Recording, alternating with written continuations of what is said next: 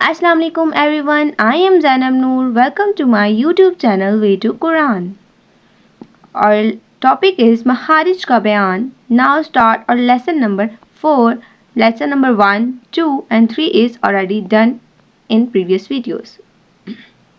Lesson number 4 is حروف شجریہ.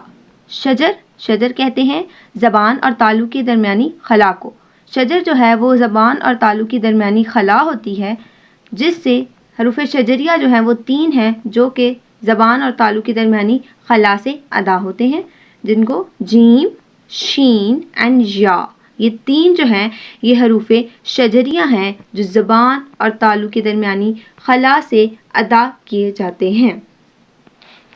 زبان اور تالو کی درمیانی خلا سے ادا ہونے کا مطلب سب کو سمجھ میں ایک دم نہیں آتا، اس لیے ہمارے پاس ایک ڈیفینیشن ہے. the center of the tongue touch the upper plate then جیم، شین and یا comes.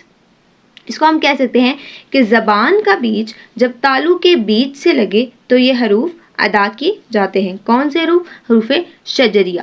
زبان کا بیچ جب تالو کے بیچ سے لگتا ہے تو پھر حروف شجریہ ادا ہوتے ہیں، جیم، شین اور یا.